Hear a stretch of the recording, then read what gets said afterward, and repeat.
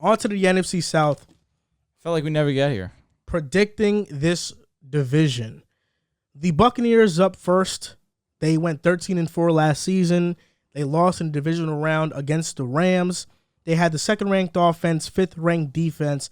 Now, what do you see for the Bucs this year? Will Tom Brady regress like people say he might do every year? Is he going to be the same type of quarterback, top 3 quarterback in the NFL, the GOAT? What's going to happen with the Bucs this year?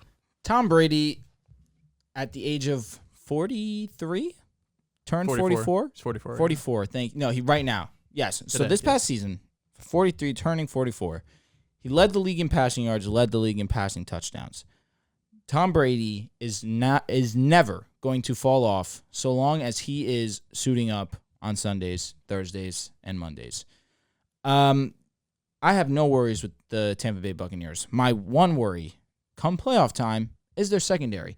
And I say this given the fact that I understand that PFF has Tampa Bay ranked as the number 1 secondary, number two ranked secondary. Yeah, it was top 3. It was crazy. Which is insane to me because I saw last season their secondary get absolutely torched by LA in the playoffs. Now, I understand now they're coming in a little bit healthier. You get Dean back. You get Carlton Davis. These guys are healthy. But you lose Whitehead, who's very integral, especially in the run game for them. But offensively, I think that they will be fine so long as Tom Brady's at the helm. Russell Gage is a underrated addition for them, especially while Chris Godwin is down with the torn ACL. I'm projecting Chris Godwin to be back around week 4, week 5. Torn ACLs, they're definitely unique to each individual. But it seems as if he's already progressing in the right direction. You're going to be cautious with him. They just gave him a $60 million contract. And without a doubt they should. And they have a solid number 2 option to put in his place to do so. And Russell Gage is not a bad option. We saw him have success with Matt Ryan last season. And Russell Gage just put up his best statistical season. Now you're getting an upgrade. You're getting the greatest of all time at the quarterback position. I think that we're going to see Tampa Bay win this division for sure.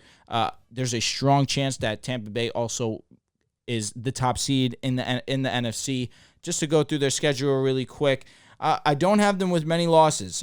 Week 1 at Dallas, I do have them losing.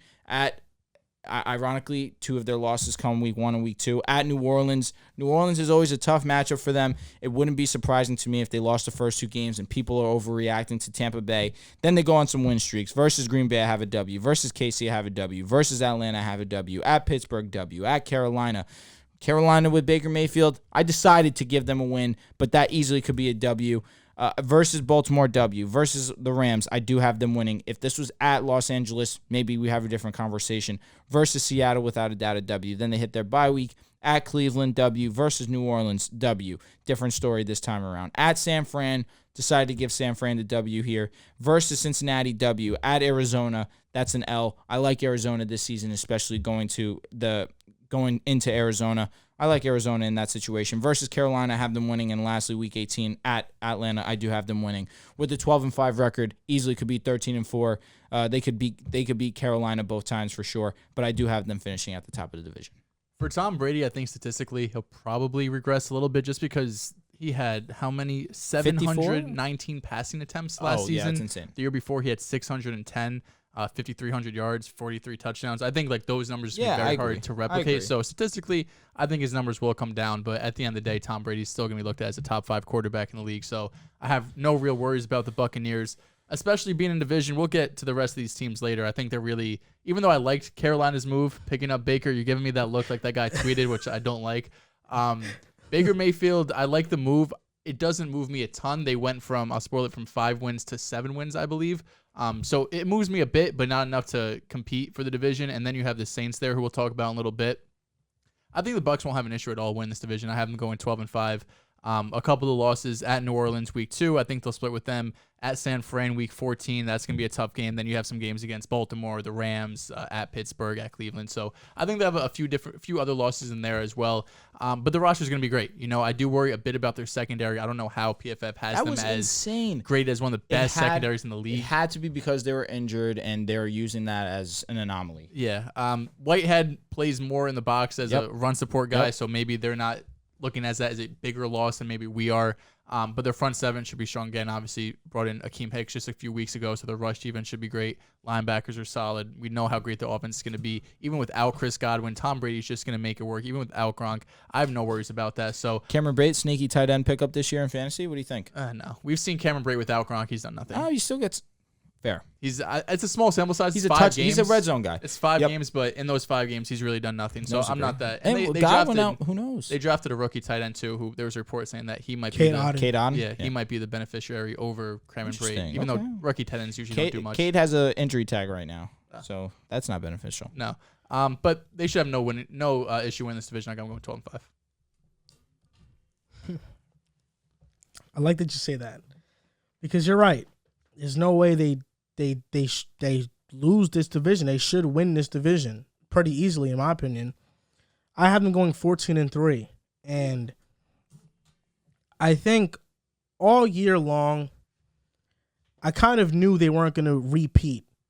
I picked them back in 2020 to win. You picked them in 2021 as well. No, I didn't. You did. You picked them to beat the Rams. I was hesitant on it. But I literally said it on the show. Do you ever go with what you have? Yo, I literally said the creator of Pick-A-Side refuses. I literally to do said so. that last year I didn't know who I wanted to pick. I was really torn. 2020, you were like a damn seesaw. 2020, it was easy for me to say the Bucs. I'm riding all the way. Last year, I couldn't. All the injuries that happened to them. Just listen to me. The Antonio Brown debacle that happened. Just him storming off the field. The chemistry issues. I thought last year wasn't their year, and I do feel now after further evaluating the situation, there was something there with Tom Brady and Bruce Arians. Those pass attempts are that high because Bruce Arians, that's the offense that he runs. Sure. Now that he had 100 more attempts than the previous year still. Yeah. Like he learned the offense fully, though, so I'm not surprised. Now that Tom Brady has the offense to himself, yes, he reports to Byron Leftwich, but let's be honest, this is Brady's offense. I think it's going to be more balanced, and when the offense has been more balanced, the Buccaneers have been better. When they've given Leonard Fournette more of a load offensively. And now I love the Rachaad White draft pick. Absolutely. There were some reports Lenny was overweight coming into camp. And he looked it. He but big. I see him hitting the treadmill with the boys. He's a vet. So the pass catching. Jamar Swift's. Yes. I'm blanking on the third guy. It was the Eagles DB. Was it? Couldn't tell you. Remember. Regardless, that was a cool vid. So Rachaad White could be the beneficiary in the backfield, catching passes from Brady. I think that's a possibility. But like you mentioned, getting Russell Gage was huge, although last year he had great quarterback play, but now he's going from great to elite, from Matt Ryan to Tom Brady.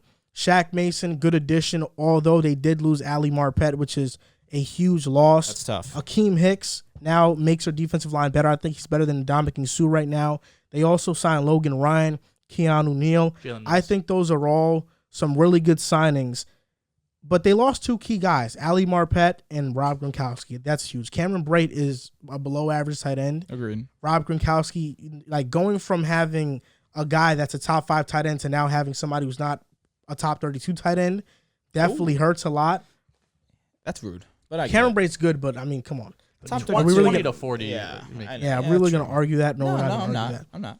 But as long as Tom Brady is Tom Brady, which there's no reason why you should believe he's not going to be, the Bucs will be fine. They'll be one of the best teams in the NFC. He led the NFL in passing yards and touchdowns last year. And like I mentioned earlier, this is now officially Tom Brady's offense. I only see them losing 3 games, and that's possibly against Kansas City, but they can beat Kansas City. I think the Rams are probably a loss. Cincinnati, I have them losing too. So the 3 losses I actually have them losing. I have them losing against KC, that sounds agenda-based. Rams, and Cincinnati. Those are the 3 losses. That sounds agenda-based. Because I think Joe Burrow versus Brady, Joe Burrow's going to win that game. Next time Brady, right? He can be. He's that good. Irresponsible. But I don't mind it. I don't mind it at all. The Buccaneers clearly are a dominant team on all aspects of the football team. What was your record for them? I have them 12-5, 13-4 because they definitely can beat the Panthers both times. But listen, there's nothing to overly criticize. Offensive line still really solid. Defensively, top to bottom, it's strong. The secondary can be really good so long as they stay healthy. But we saw it get cooked last season. You know, they were injured. Exactly. We played Matt can Stafford. chalk it. No doubt. Huh? But you can chalk it up to injuries. And Dean has been solid. Carlton Davis has been solid. Logan Ryan's a fine addition as well to play safety for them. But offensively, that's ultimately what it's going to come down to, and I think Tom Brady's going to be more than fine. What was your record? 12-5. But you said Brady's washed. What? No, I'm playing. Well, what did I tell you about doing that, bro? What? People care about what you say, man. You think so? You lie on our names. You think so? And believe he you. says I put things in his mouth. He puts things in my mouth. Oh, my God.